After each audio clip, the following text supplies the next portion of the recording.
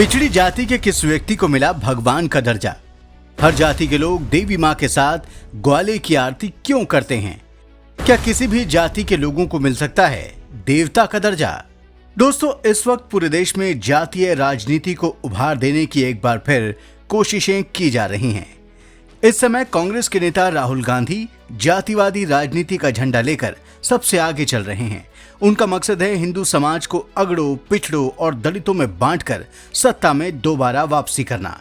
लेकिन भारत के साथ साथ इटली के डीएनए गुणों को लेकर भी आगे बढ़ रहे राहुल गांधी को ये नहीं मालूम कि सनातन हिंदू धर्म का दायरा इतना विविध और व्यापक है कि उसे किसी भी आधार पर बांटना आसान नहीं है।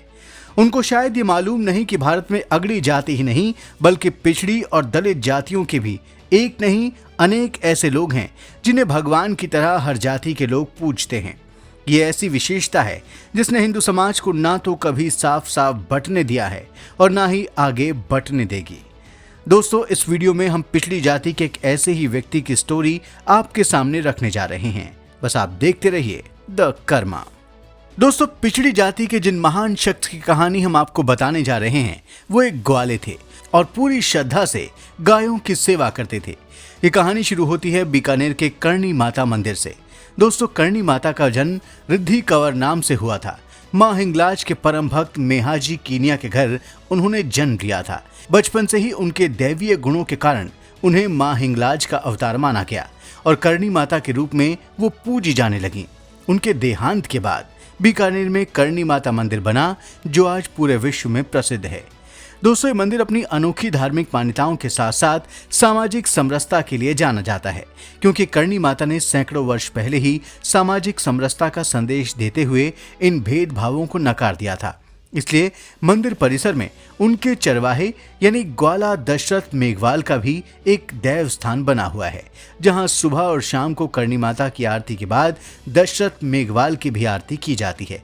एक पिछड़ी जाति के व्यक्ति की पूजा आरती की ये परंपरा सैकड़ों वर्षों से चली आ रही है, जिसे आज भी पूरी श्रद्धा के साथ निभाया जा रहा है। दोस्तों, आपको बताते हैं कि ग्वाला दशरथ को भगवान का दर्जा कैसे मिला। ग्वाला दशरथ करणी माता की गायों की सेवा करते थे। श्री करणी जी हमेशा उनकी सेवा से प्रसन्न रहती थी। जब भी वो बाहर जाती थी तब भी उन्हें गायों की चिंता नहीं रहती थी, क्योंकि दशरथ पूरी निष्ठा से उनकी सेवा करते थे। एक बार जब करणी जी पूगल गई थीं, तब पीछे से सूजा मोहिल और कालू पेथड़ नाम के डाकुओं ने उनकी गायों को घेर कर ले जाने की कोशिश की।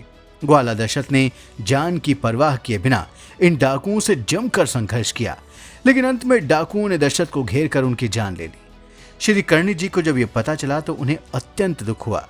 उन्होंने अपने पुत्रों को बुलाकर आदेश दिया कि उनके देहांत के बाद जहां उनका स्थान बने, ठीक उसके सामने दशरथ मेघवाल का भी स्थान बनाया जाए और उनकी दोनों समय आरती की जाए। इसके बाद करणी माता ने कहा कि ग्वाला दशरथ ने गायों की रक्षा करते हुए बलिदान दिया है, इसलिए वो देव योनि को प्राप्त हुआ है। उनके आदेशानुसार देशनोक स्थित मंदिर में सिंह द्वार के भीतर ग्वाला दशरथ का स्थान बनाया गया है। आपको जानकर हैरानी होगी कि करणी माता की आरती के बाद उसी जोत से ग्वाले दशरथ की भी आरती होती है और हर जाति के लोग उनकी पूजा करते हैं। आज से लगभग 600 वर्ष पहले मेघवाल जाति के व्यक्ति को मिला ये सम्मान श्री करणी माता की अद्वितीय सोच का परिचायक है। उन्होंने समाज को ये संदेश दिया कि सेवा, श्रद्धा और बलिदान के आगे जाति का कोई स्थान नहीं होता। दोस्तों, ग्वाला दशरथ मेघवाल हिंदू धर्म की इस जातीय विशेषता का एकमात्र उदाहरण नहीं है।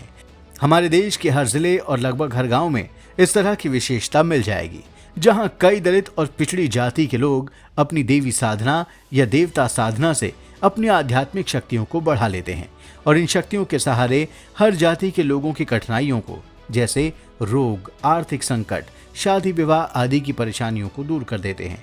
इनके यहाँ हर जाति के लोग अपनी समस्याओं का छुटकारा पाने के लिए पहुंचते हैं और ये लोग बिना भेदभाव के सेवा भाव से कार्य करते हैं।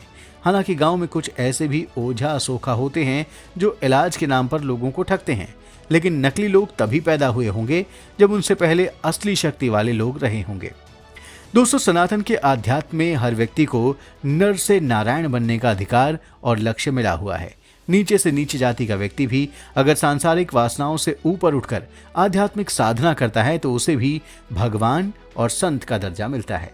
दशरथ मेघवाल उसकी जीती जागती मिसाल हैं। दोस्तों, सनातन हिंदू धर्म की खासियत है कि इसमें हर व्यक्ति को, चाहे वो किसी भी जाति में पैदा हुआ हो, उसे अपने आध्यात्मिक जीवन को उन्नत करने में कहीं कोई रोक टोक नहीं है। धार्मिक और सामाजिक जीवन में ही ये भेद दिखता है, लेकिन आध्यात्मिकता इन दोनों से ऊपर है। और जिस दिन लोग आध्यात्मिकता को अपने सामान्य जीवन में भी सबसे ऊपर रखने लगेंगे, उस दिन सभी भेदभाव मिट जाएंगे। दोस्तों, वीडियो आपको कैसा लगा, इसे लेकर आपके मन में कोई विचार उठ रहे हों तो कमेंट बॉक्स में जरूर बताएं। वीडियो को लाइक और शेयर करें, चैनल को सब्सक्राइब करें और नोटिफिकेशन के लिए बेल आइकन दबाना बिल्कुल ना भूलें। धन्यवाद।